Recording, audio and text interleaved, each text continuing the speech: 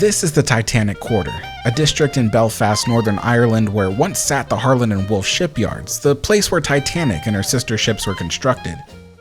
The Titanic Hotel was built out of the former Harland and Wolff headquarters and drawing offices, and next to it is a modern Titanic Museum. We'll get to see some of that later on.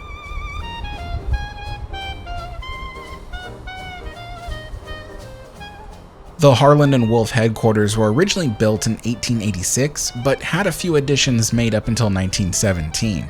The building was abandoned by the company in 1989 and sat vacant and crumbling until 2016 when work began to convert it to a boutique hotel. And as we enter the lobby, we can see how modern some of the new additions to the building really are.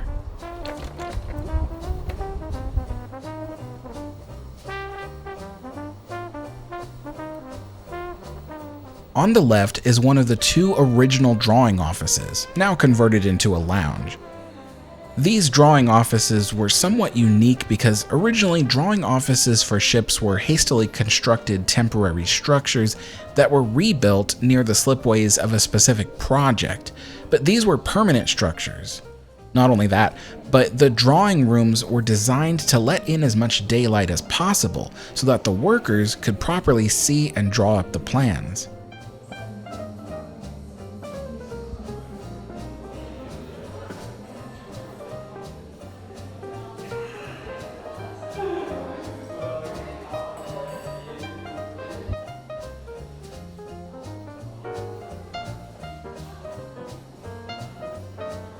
We pass through the second drawing office and into the headquarters part of the building.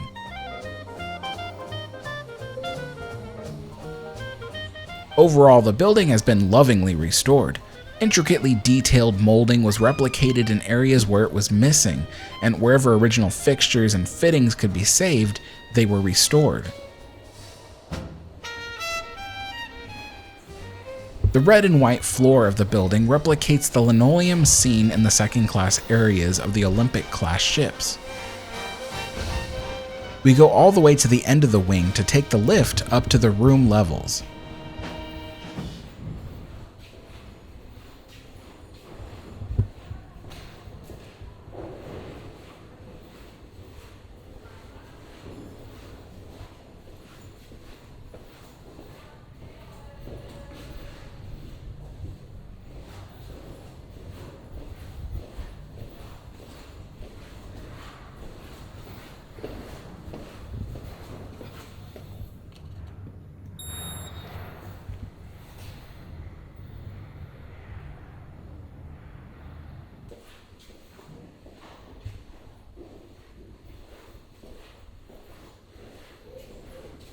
The hotel corridors once again show off that famous linoleum pattern, and we can admire the clever use of shadows as the room numbers are cast onto the wall.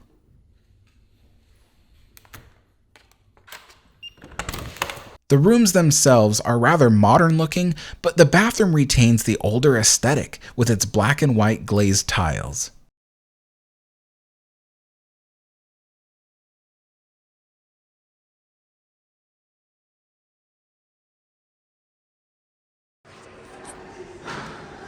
Here is one of the meeting rooms for the hotel guests. Hello.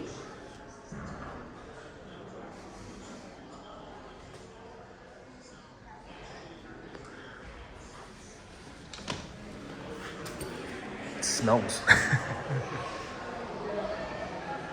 This is one of the original staircases in the hotel, lovingly restored and tiled with the same Titanic linoleum.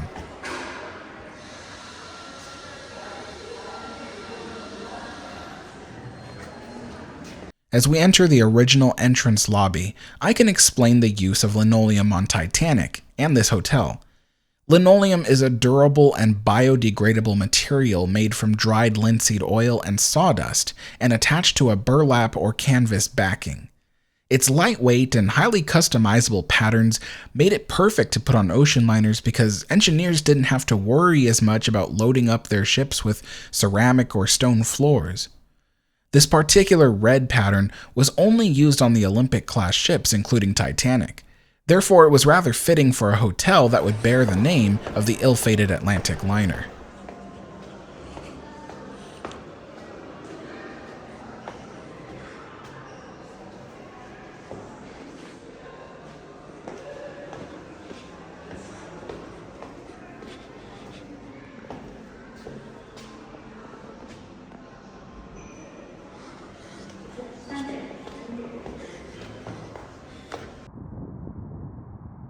Now we leave the Titanic Hotel, and we'll get a brief glimpse at the museum across the plaza.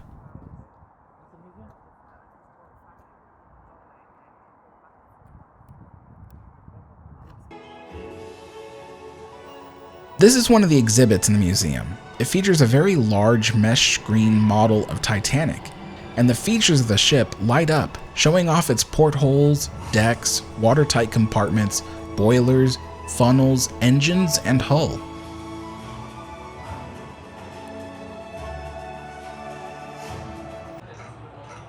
When you look outside, you can see the old slipways where Olympic, Titanic, and Britannic were constructed.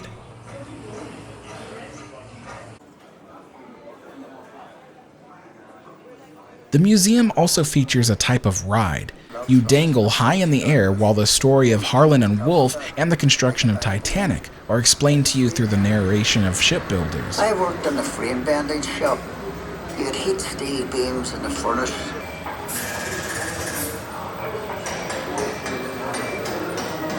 The double bottom. That's a wee space we call the tanks. That was just a brief view of the museum and what it offers, but just outside of it sits the last remaining White Star Line ship in existence, SS Nomadic. And no, RMS Queen Mary doesn't count.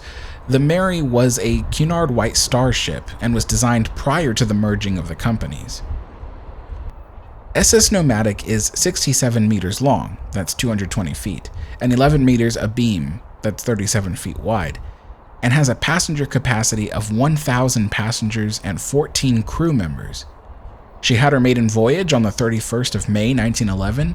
SS Nomadic and her smaller running mate, SS Traffic, were both specifically built to ferry passengers from the docks at Cherbourg, France, to the RMS Olympic and RMS Titanic. The Olympic-class ships were simply too big to moor at the docks, and had to drop anchor in the harbor.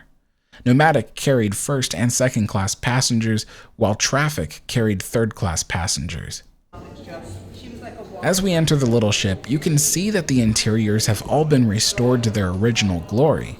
The ship was essentially the little sister of Olympic and Titanic, so stepping aboard is just like stepping back in time onto those graceful ocean liners.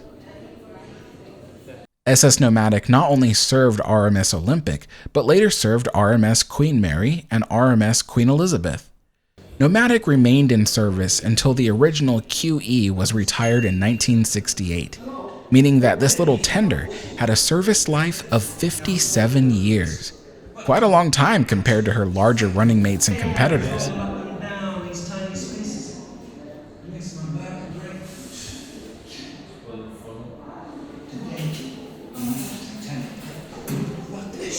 When the two Cunard Queens were permanently retired from service, there was no more use for the SS Nomadic, and the little ship sat unused in the harbor of Le Havre for several years until it was purchased by Yvonne Vincent and converted to a floating restaurant in 1974.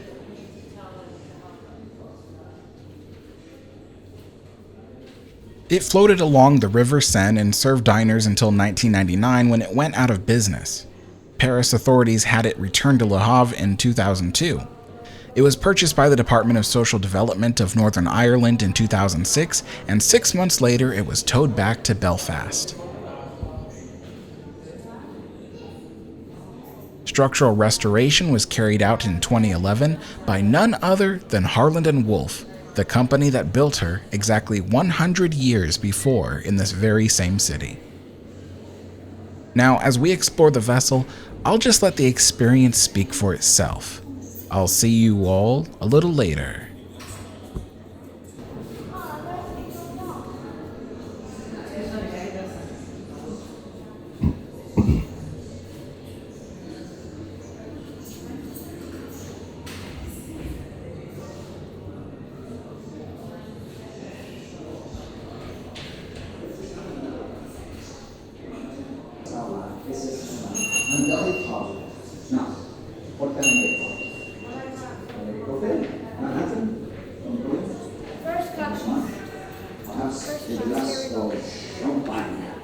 Can I just see up to?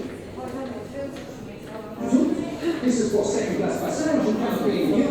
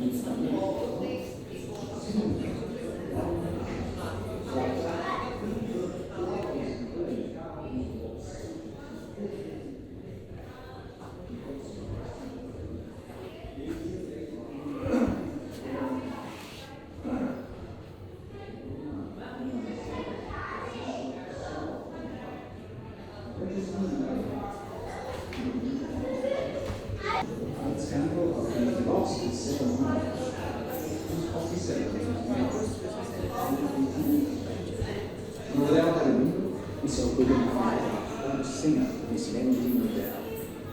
But is she his wife? No. Truly first class Indian life. The valet, chauffeur, maids, mistresses, family from country to country. The big passports you need for the big roads.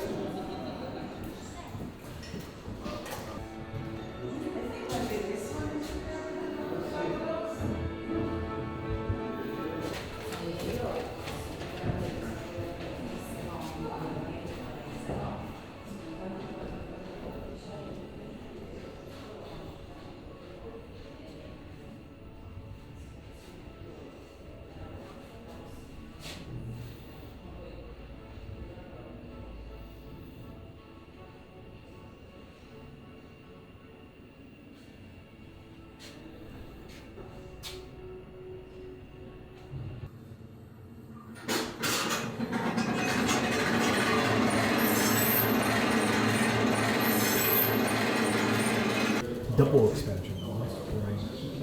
Two double.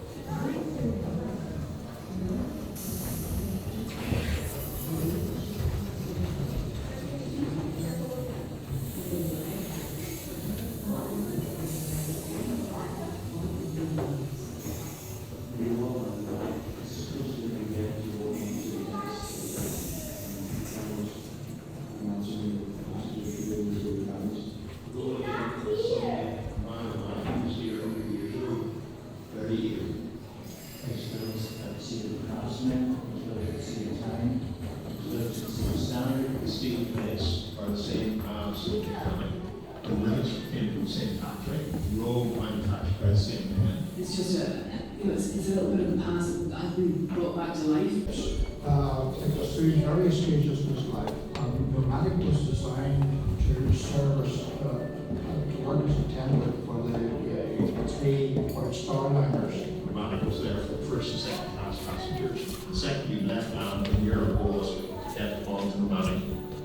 Survived the wars, there's so many U-boats out there, right, that could have blasted her to Kingdom Come.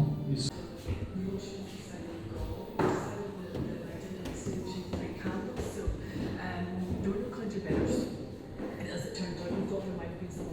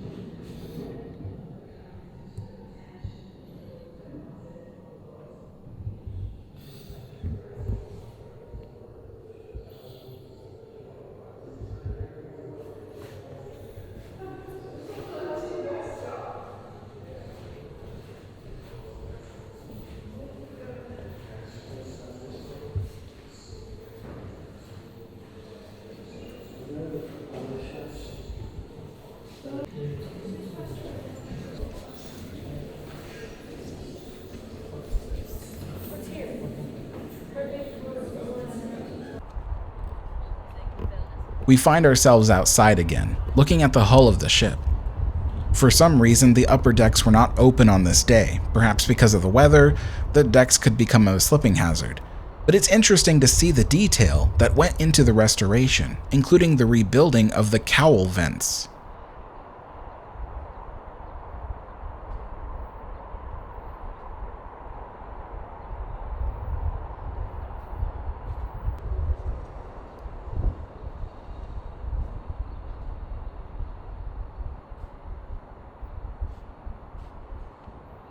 Oh, there's water down there.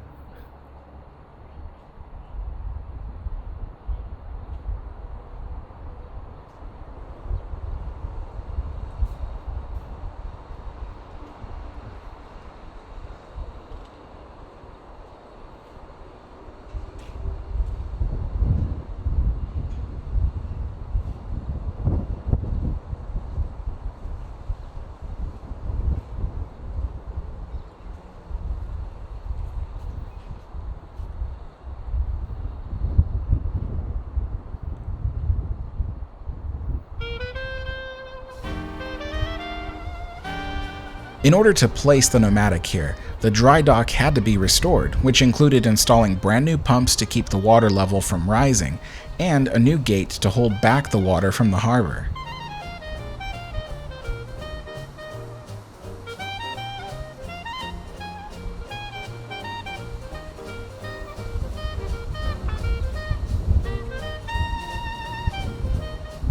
On our right is the original pump house for this graving dock, and it too has been restored, but it is not used for pumping water today. I'm not sure what's inside actually.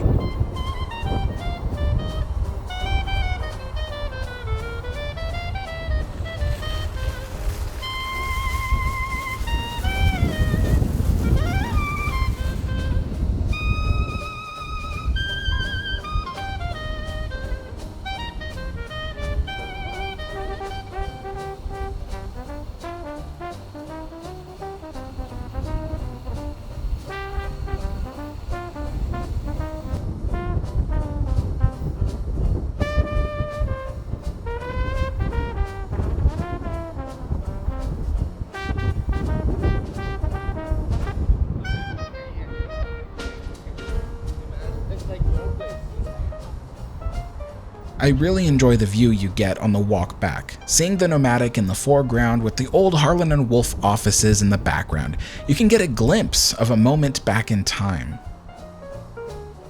This video was filmed by a friend of mine. I myself have never been here, but seeing all of this definitely makes me want to go. My friend enjoyed his stay at the hotel, and the food and drinks and walking around Nomadic was a special treat. I think any Titanic fan would love to make a pilgrimage to Belfast to see all of this for themselves. And this isn't all of it either. The Titanic dry dock is a short walk from the hotel, and so is the Naval Museum ship HMS Caroline, a ship that dates back to World War I.